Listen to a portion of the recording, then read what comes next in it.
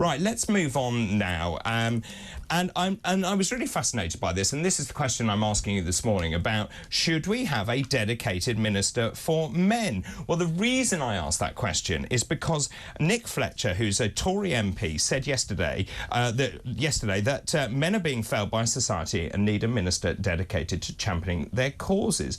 He went on to say that actually the role would deal with specific health problems that men face and try to improve their life chances. He then went on further to say that actually the minister, mirroring the existing cabinet role for women, would campaign for more male primary school teachers to provide role models for boys who do not have a father at home, and other priorities could include encouraging boys to pursue careers such as nursing, improving paternity leave, and also tackling the influence of misogynists on social media, such as Andrew Tate. Well, joining us now is Kenny Mammarella-D'Cruz, who is a men's issue commentator. Good morning to you.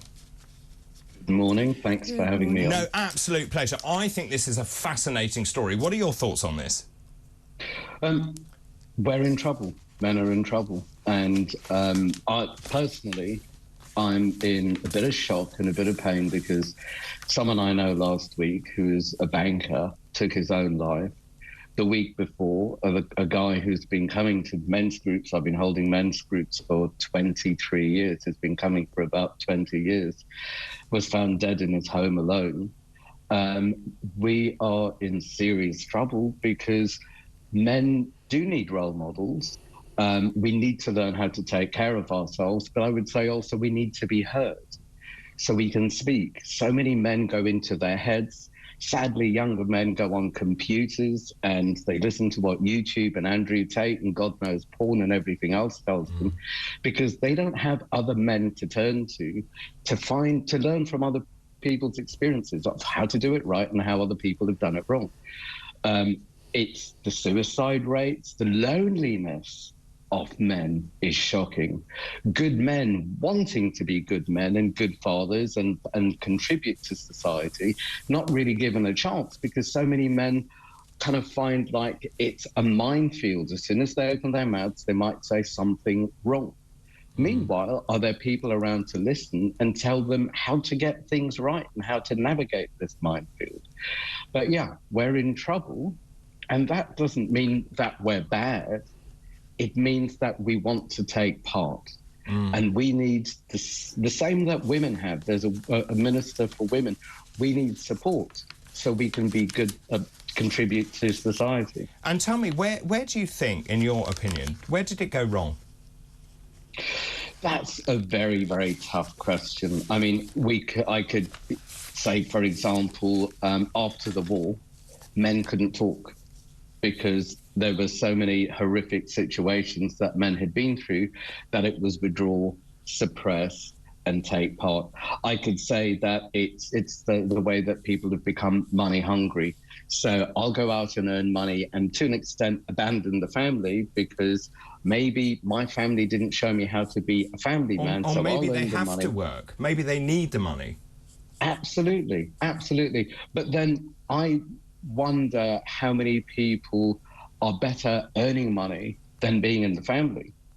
And if men weren't brought up in safe, sound families, then maybe they don't know how to be or to create a safe, sound family. I totally hear you with we've needed to earn, but one place that I find a lot of men kind of pinball between is I should be at home with my family because that's where I want to be, but I need to earn. Or I need to earn so I can provide for my family. And very often I find with men, whatever it is we do, someone will find fault. I'm doing this wrong for my family, for my bank account. I'm being politically incorrect. I'm being insensitive. You know, these are the things that men need to be able to explore and gain inspiration from other men. Yeah, let me bring in Dr. Renee here. We talked about toxic masculinity here. Just your thoughts on what Kenny has said and where it went wrong, the lack of role models, something you and I have spoken about a great deal. Kenny, I just found what you said really interesting because I wonder if we've actually even moved on for that now. Men used to have the role of looking after their family. That was their role in life. Women stayed at home, looked after children in the main, men went to work. We then had obviously the feminism drive, and obviously I always described myself as a feminist, where women work as well. Sometimes women earn more than men, but quite often still the other way round. And I wonder if men have lost their purpose in life in terms of that role, where women are now being portrayed as absolutely able to do anything on their own without a man, and that men don't need a role, but they do need a role, just as women need a role. And I think many of my friends, when I speak to them, would rather not go back to work at 9 months after they've had their babies. They would love for the man in their life to be the provider, if there is one, and to actually stay at home for 3, 4, 5 years with their child. And I just wonder if we actually need to stop toxifying men as the provider to the family and give them back their role. I couldn't agree more.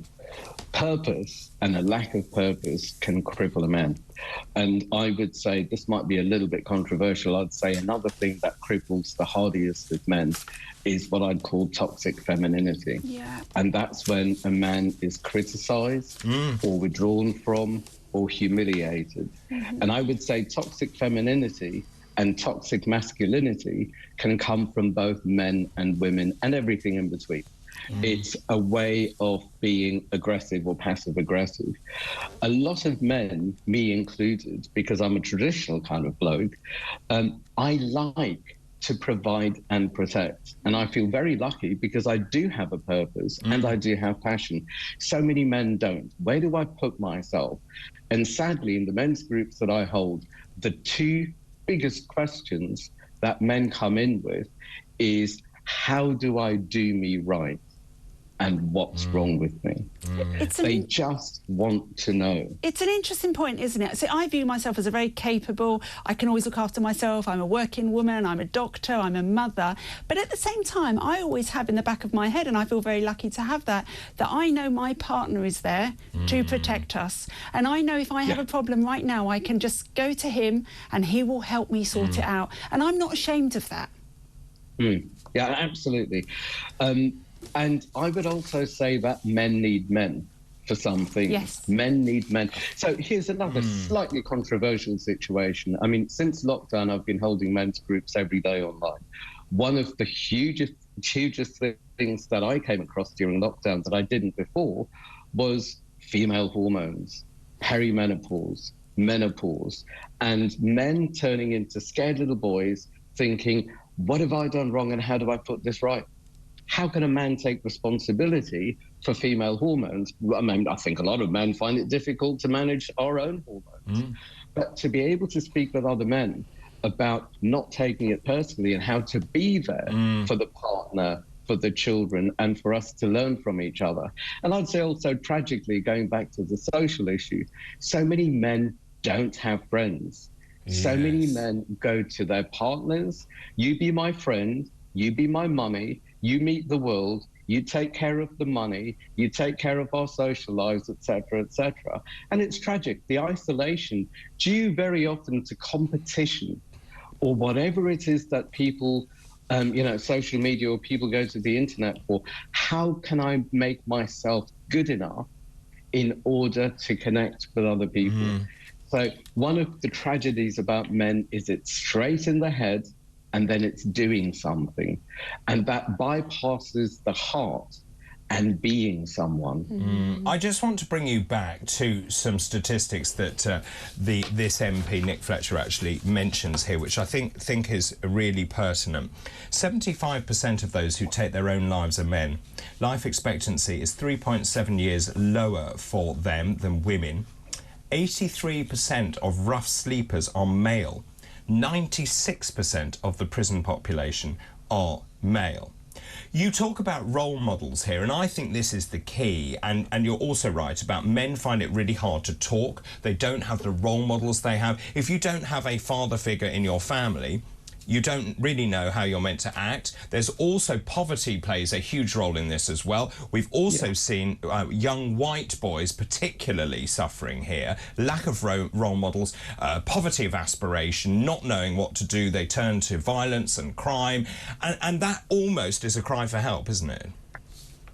On one hand. On another hand, I would say a lot of young boys and men need to belong. It's some sort of a strange core need, needing to belong, not being on the outside. A lot of neighborhoods it's not an option not to be part of a gang. You have to be part of something that's going on, otherwise you're in trouble, your family's in trouble. So there's the belonging aspect. And also, to go back to the suicide figures and the homelessness, I have spoken and worked with both. The number of men who have been abused, often sexually abused, and then go into the addictions in order to survive, who end up homeless. It's like, I will do anything to get away from society, to get away from the things that have harmed me, and I've got nowhere to go. That's where they come from.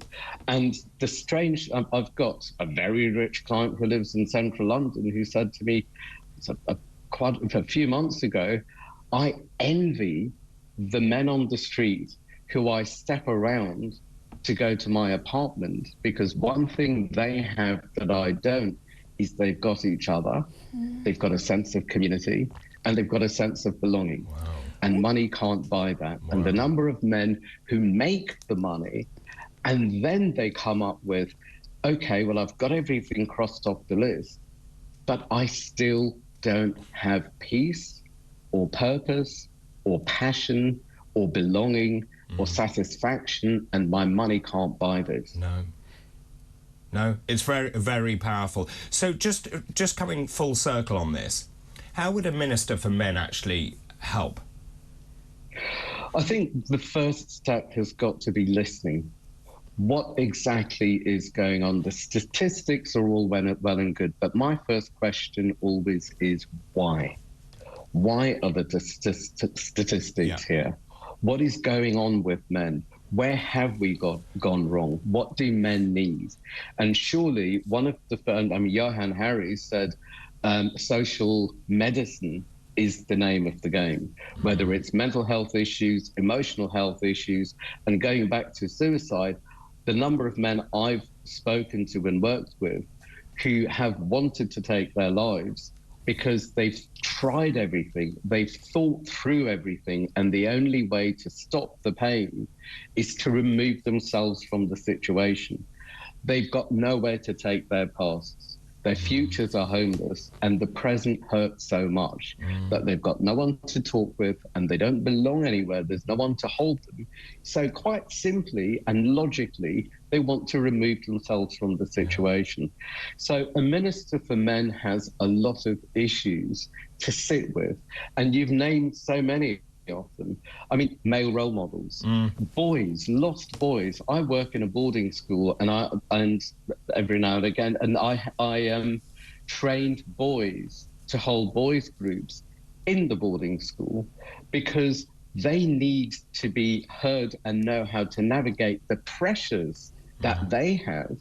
And one thing that shocked me about these boys, and they're in their mid to late teens, is they already are feeling like they've missed the boat. They want to contribute to society, and the pressure's on them. It's like, oh my God, how do I do this? This hurts too much. I need to please the parents. The pressure's on me. And they're on the edge as well. It's like at every level, there are so many people with pressure to perform on the edge. And it is that, right? It is. It's the pressure to perform. And as you rightly say, no one is listening. Kenny, really good to talk to you. Thank you very much indeed. That's Kenny Mammarella-D'Cruz, who is a men's issues commentator. It's a really complex issue, that as well. Oh, we could have had more time with that. There are so many questions, I know.